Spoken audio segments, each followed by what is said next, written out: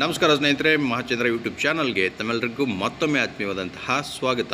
ಸ್ನೇಹಿತರೆ, ಕರ್ನಾಟಕ ಸರ್ಕಾರಿ ರಾಜ್ಯ ನೌಕರರಿಗೆ ಕರ್ನಾಟಕ ಆರೋಗ್ಯ ಸಂಜೀವಿನಿ ಯೋಜನೆಯನ್ನು ಸರ್ಕಾರ ಇದೇ ಅಕ್ಟೋಬರ್ 1ರಿಂದ ಜಾರಿಗೆ ತರ್ತಾ ಇರ್ತಕ್ಕಂಥದ್ದು ಅಧಿಸೂಚನೆಯನ್ನು ಹೊರಡಿಸಿದೆ. ಸೊ ಇದರ ಬಗ್ಗೆ ನಾನು ನಿನ್ನೆ ಒಂದು ವಿಡಿಯೋನ ಮಾಡಿ ಅಪ್ಲೋಡ್ ಮಾಡಿದ್ದೆ ಸ್ನೇಹಿತರೆ. ಈಗ ರಾಜ್ಯ ಸರ್ಕಾರಿ ನೌಕರರ ಸಂಘದಿಂದ ಒಂದು ಸುತ್ತೋಲೆಯನ್ನು ಹೊರಡಿಸಿದ್ದಾರೆ. ಈ ಸುತ್ತೋಲೆ ಕರ್ನಾಟಕ ಆರೋಗ್ಯ ಸಂಜೀವಿನಿ ಯೋಜನೆಯ ಬಗ್ಗೆ ಅದರಲ್ಲಿ ಮೆನ್ಷನ್ ಮಾಡಿರ್ತಕ್ಕಂಥ ಪ್ರಮುಖ ಅಂಶಗಳನ್ನು ಇಲ್ಲಿ ಮೆನ್ಷನ್ ಮಾಡಿ ಹೇಳಿದ್ದಾರೆ. ಎಲ್ಲ ಸರ್ಕಾರಿ ನೌಕರರು ತಿಳ್ಕೋಬೇಕಾದಂತಹ ಭಾಳ ಮುಖ್ಯವಾದ ಅಂಶಗಳನ್ನು ಮಾತ್ರ ಇಲ್ಲಿ ಮೆನ್ಷನ್ ಮಾಡಿ ತಿಳಿಸಿದ್ದಾರೆ. ಸೊ ಹಾಗೆ ರಾಜ್ಯ ಸರ್ಕಾರಿ ನೌಕರರ ಸಂಘದ ಜಿಲ್ಲಾ ಶಾಖೆಗಳಿಗೆ ಈ ಸುತ್ತೋಲೆಯನ್ನು ಮೆನ್ಷನ್ ಮಾಡಿ ಕೊಟ್ಟಿದ್ದಾರೆ. ಸೊ ಅವರೆಲ್ಲ ಪತ್ರಿಕೆಯಲ್ಲಿ ಈ ಅಂಶಗಳನ್ನು ಹೊರಡಿಸ್ಬೇಕು ಅನ್ನೋ ಕಾರಣಕ್ಕೆ. ಸೊ ಯಾವ ಮುಖ್ಯ ಅಂಶಗಳನ್ನು ಈ ಸುತ್ತೋಲೆಯಲ್ಲಿ ತಿಳಿಸಿದ್ದಾರೆ ಅಂತ ನಾನು ನಿಮಗೆ ಈ ವಿಡಿಯೋನಲ್ಲಿ ತಿಳಿಸ್ಕೊಡ್ತಾ ಇದ್ದೀನಿ. ವಿಡಿಯೋ ಸ್ಕಿಪ್ ಮಾಡಿದೆ ಪೂರ್ತಿಯಾಗಿ ನೋಡಿ. ಎಲ್ಲ ರಾಜ್ಯ ಸರ್ಕಾರಿ ನೌಕರರು ಕೂಡ ಇದನ್ನು ತಿಳ್ಕೊಬೇಕಾದಂಥ ಭಾಳ ಮುಖ್ಯವಾದ ಮಾಹಿತಿ ಇದರಲ್ಲಿದೆ ಸ್ನೇಹಿತರೆ. ಬನ್ನಿ ನೋಡೋಣ ಹಾಗಾದರೆ ಈ ಸುತ್ತೋಲೆಯಲ್ಲಿ ಏನು ಅಂಶ ಇದೆ ಅಂತ. ಕರ್ನಾಟಕ ರಾಜ್ಯ ಸರ್ಕಾರಿ ನೌಕರರು ಹಾಗೂ ಅವರ ಕುಟುಂಬದ ಸದಸ್ಯರಿಗೆ ನಗದು ರಹಿತ ವೈದ್ಯಕೀಯ ಚಿಕಿತ್ಸೆಗಳನ್ನು ಒದಗಿಸಲು ಕರ್ನಾಟಕ ಆರೋಗ್ಯ ಸಂಜೀವಿನಿ ಯೋಜನೆಯನ್ನು ದಿನಾಂಕ 1/10/2025ರಿಂದ ಜಾರಿಗೊಳಿಸಿ ಸರ್ಕಾರ ಆದೇಶವನ್ನು ಹೊರಡಿಸುವುದು ತಮಗೆಲ್ಲ ತಿಳಿದಿದೆ. ಈ ಸಂಬಂಧವಾಗಿ ತಮ್ಮ ಜಿಲ್ಲಾ ಶಾಖೆಯಿಂದ ಈ ಕೆಳಕಂಡ ಅಂಶಗಳನ್ನು ಉಲ್ಲೇಖಿಸಿ ಪತ್ರಿಕಾ ಹೇಳಿಕೆಯನ್ನು ನೀಡಲು ಸೂಚಿಸಿದೆ. ಸೊ ಯಾವ ಅಂಶಗಳು ಇಲ್ಲಿ ಭಾಳ ಮುಖ್ಯವಾಗಿದೆ ಅಂತಂದರೆ, ಮೊದಲನೇದಾಗಿ ನೋಡಿ, ಪತಿ ಪತ್ನಿ ಇಬ್ಬರೂ ಸರ್ಕಾರಿ ನೌಕರರಾಗಿದ್ದಲ್ಲಿ ಒಬ್ಬರು ಮಾತ್ರ ವೇತನದಲ್ಲಿ ವಂತಿಗೆಯನ್ನು ನೀಡುವುದು. ರಾಜ್ಯ ಸರ್ಕಾರದ ಅಧಿಕಾರಿ ಮತ್ತು ನೌಕರರ ತಂದೆ ತಾಯಿ ಪಿಂಚಣಿದಾರರಾಗಿದ್ದಲ್ಲಿ ಅವರ ಮಾಸಿಕ ಆದಾಯ ಮಿತಿಯನ್ನು ರು 17,000ದಿಂದ 27,000ಗಳಿಗೆ ಹೆಚ್ಚಳವನ್ನು ಮಾಡಲಾಗಿದೆ.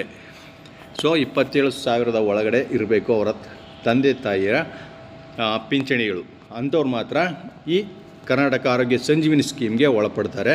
ಸೊ ಇದು ಮಾಸಿಕ ಆಗಿರಬೇಕು ಸ್ನೇಹಿತರೆ, ವಾರ್ಷಿಕ ಅಲ್ಲ, ಕನ್ಫ್ಯೂಸ್ ಮಾಡ್ಕೋಬೇಡಿ. ಇದು ಮಾಸಿಕ ಆದಾಯದ ಮಿತಿ 27,000 ಒಳಗಡೆ ಇರಬೇಕು. ಸೊ ಹಾಗೆ ವಿವಾಹಿತ ಮಹಿಳಾ ನೌಕರರ ತಂದೆ ತಾಯಿಯೂ ಸಹ ಈ ಯೋಜನೆ ವ್ಯಾಪ್ತಿಗೆ ಒಳಪಡಲಿದ್ದಾರೆ. ಅಂದರೆ ಅವ್ರಿಗೂ ಕೂಡ ಅವರ ತಂದೆ ತಾಯಿ ಮಾಸಿಕ ವೇತನ ಅಂದರೆ ಮಿತಿ, ಆದಾಯ ಮಿತಿ 27,000 ಒಳಗಡೆ ಕೂಡ ಇರಬೇಕಾಗತ್ತೆ.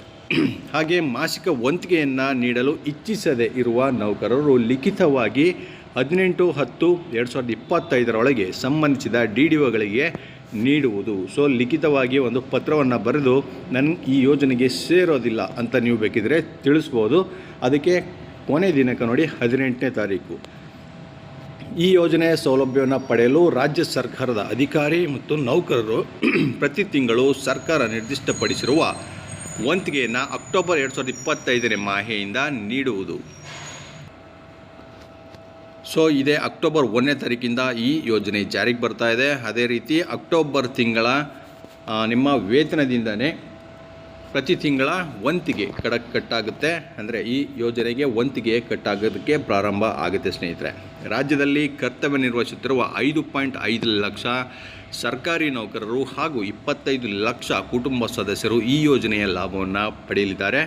ಈ ಯೋಜನೆಗೆ ರಾಜ್ಯ ಸರ್ಕಾರದ ಎಲ್ಲ ಅಧಿಕಾರಿ ಮತ್ತು ನೌಕರರು HRMS 1ರಲ್ಲಿ ನೋಂದಣಿ ಮಾಡಿಕೊಳ್ಳಲು ಕ್ರಮವನ್ನು ವಹಿಸಬೇಕು ಅಂತ ಈಗ CS ಷಡಾಕ್ಷರಿ ಅವರು ಈ ಸುತ್ತೋಲೆಯಲ್ಲಿ ತಿಳಿಸಿದ್ದಾರೆ. ಇವಿಷ್ಟು ಭಾಳ ಮುಖ್ಯವಾದಂಥ ಅಂಶಗಳು ಸ್ನೇಹಿತರೆ. ಯಾವ ನೌಕರರು ಎಷ್ಟೆಷ್ಟು ವಂತಿಗೆಯನ್ನು ಕಟ್ಟಬೇಕು ಅಂತ ನಾನು ನಿನ್ನೆ ಅಷ್ಟೇ ವಿಡಿಯೋನಲ್ಲಿ ಮಾಡಿ ತಿಳಿಸಿದ್ದೀನಿ. ಆ ವಿಡಿಯೋ ಲಿಂಕನ್ನು ಕೂಡ ಕೊಟ್ಟಿರ್ತೀನಿ ನಿಮಗೆ, ಆ ವಿಡಿಯೋನಲ್ಲಿ ನೋಡ್ಕೊಳ್ಳಿ. ಗ್ರೂಪ್ ಎನವರಿಗೆ 1,000 ಮತ್ತು ಗ್ರೂಪ್ ಬಿ ನೌಕರರಿಗೆ 500 ರೂಪಾಯಿಗಳು ಹಾಗೂ ಗ್ರೂಪ್ ಸಿ ನೌಕರರಿಗೆ 350 ಹಾಗೂ ಡಿ ಗ್ರೂಪ್ನವರಿಗೆ 250 ವಂತಿಗೆಯನ್ನು ಮಾಸಿಕಲ್ಲಿ ಕಟ್ ಮಾಡಲಾಗುತ್ತೆ. ಸೊ ಇದಿಷ್ಟು ಮುಖ್ಯವಾದ ಮಾಹಿತಿಗಳನ್ನು ನೀವು ಸೇವ್ ಮಾಡಿ ಇಟ್ಕೋಬೋದು ಸ್ನೇಹಿತರೆ. ಸೊ ಇದಿಷ್ಟು ಇವತ್ತಿನ ಮಾಹಿತಿ. ಇದೇ ರೀತಿಯ ಮತ್ತಷ್ಟು ಮಾಹಿತಿ ಜೊತೆಗೆ ನಿಮ್ಮನ್ನು ಭೇಟಿ ಮಾಡ್ತೇನೆ. ನಮಸ್ಕಾರ.